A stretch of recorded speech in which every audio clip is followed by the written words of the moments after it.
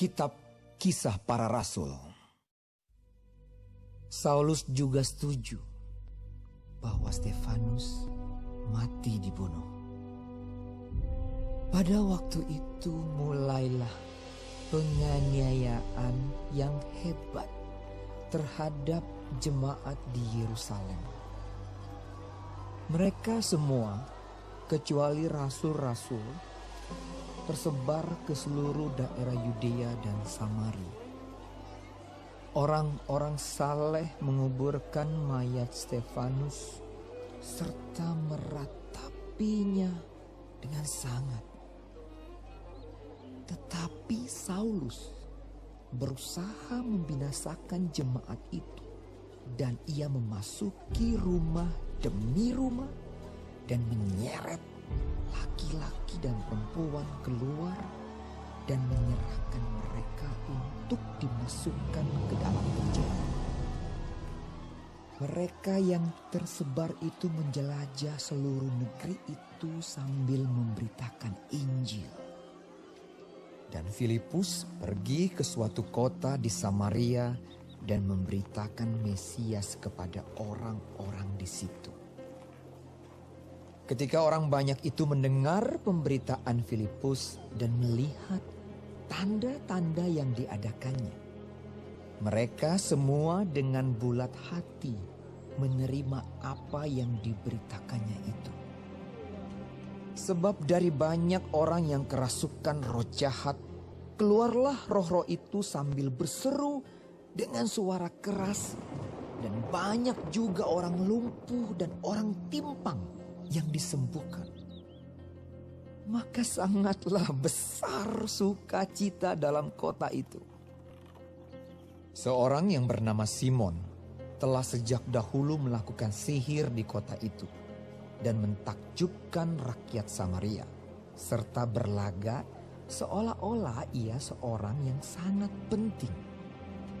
Semua orang, besar kecil, mengikuti dia dan berkata, "Orang ini adalah kuasa Allah yang terkenal sebagai kuasa besar." Dan mereka mengikutinya karena sudah lama ia mentakjubkan mereka oleh perbuatan sihirnya. Tetapi sekarang mereka percaya kepada Filipus yang memberitakan Injil tentang kerajaan Allah dan tentang nama Yesus Kristus. Dan mereka memberi diri mereka dibaptis, baik laki-laki maupun perempuan. Simon sendiri juga menjadi percaya. Dan sesudah dibaptis, ia senantiasa bersama-sama dengan Filipus dan takjub ketika ia melihat tanda-tanda dan mujizat-mujizat besar yang terjadi. Ketika rasul-rasul di Yerusalem mendengar bahwa tanah Samaria telah menerima firman Allah, mereka mengutus Petrus dan Yohanes ke situ. Setibanya di situ, kedua rasul itu berdoa supaya orang-orang Samaria itu beroleh Roh Kudus. Sebab Roh Kudus belum turun di atas seorang pun di antara mereka, karena mereka hanya dibaptis dalam nama Tuhan Yesus. Kemudian keduanya menumpangkan tangan di atas mereka, lalu mereka menerima Roh Kudus.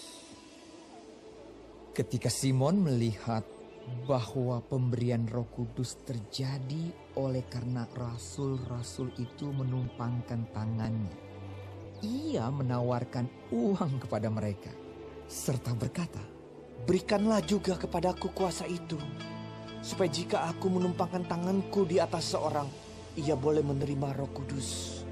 Tetapi Petrus berkata kepadanya, "Binasalah kiranya uangmu itu bersama dengan engkau, karena engkau menyangka bahwa engkau dapat membeli karunia Allah dengan uang. Tidak ada bagian atau hakmu dalam perkara ini, sebab hatimu tidak lurus di hadapan Allah. Jadi bertobatlah dari kejahatanmu ini dan berdoalah kepada Tuhan, supaya ia mengampuni niat hatimu ini.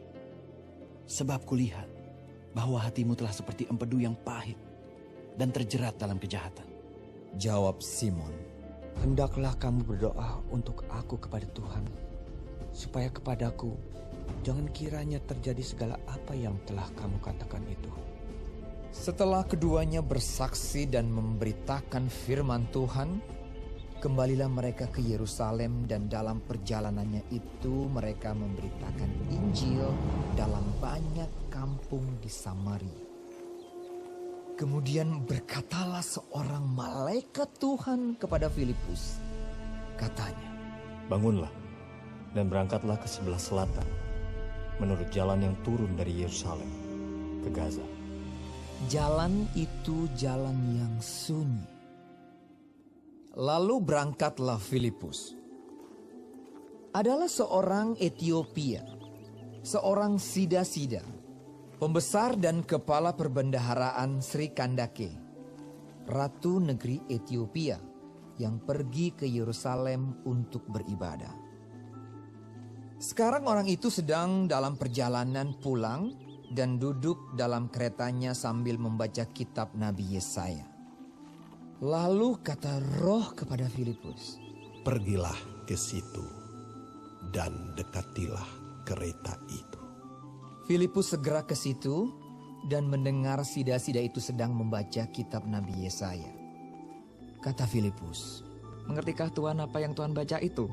jawabnya, Bagaimanakah aku dapat mengerti kalau tidak ada yang membimbing aku? lalu ia meminta Filipus naik dan duduk di sampingnya. Nas yang dibacanya itu berbunyi seperti berikut.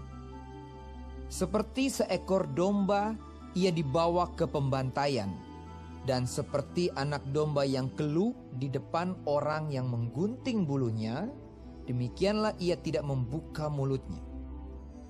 Dalam kehinaannya berlangsunglah hukumannya. Siapakah yang akan menceritakan asal-usulnya? Sebab nyawanya diambil dari bumi. Maka kata sida-sida itu kepada Filipus, Aku bertanya kepadamu, tentang siapakah Nabi berkata demikian? Tentang dirinya sendiri atau tentang orang lain? Maka mulailah Filipus berbicara dan bertolak dari nas itu ia memberitakan Injil Yesus kepadanya. Mereka melanjutkan perjalanan mereka dan tiba di suatu tempat yang ada air. Lalu kata sida-sida itu, Lihat, di situ ada air. Apakah halangannya jika aku dibaptis? sahut Filipus. Jika Tuhan percaya dengan segenap hati, boleh. Jawabnya, Aku percaya bahwa Yesus Kristus adalah anak Allah. lalu orang Etiopia itu menyuruh menghentikan kereta itu. Dan keduanya turun ke dalam air, baik Filipus maupun sida-sida itu, dan Filipus membaptis dia. Dan setelah mereka keluar dari air, Roh Tuhan tiba-tiba melarikan Filipus, dan sida-sida itu tidak melihatnya lagi. Ia meneruskan perjalanannya dengan sukacita. Tetapi ternyata Filipus ada di Asdod. Ia berjalan melalui daerah itu dan memberitakan Injil di semua kota sampai ia tiba di Kaisarea.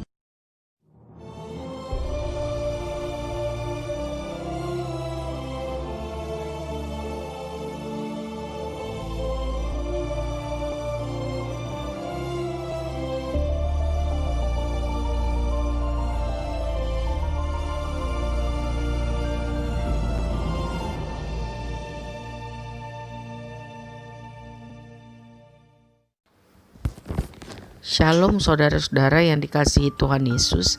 Puji Tuhan, hari ini kita masih dapat mempelajari firman Tuhan dari Kisah Para Rasul 8. Di mata Tuhan dan bagi orang-orang saleh atau orang-orang yang percaya pada Kristus saat itu, kematian Stefanus sang martir sangat berharga. Ia rela mati demi menyatakan kebenaran Injil dengan berani.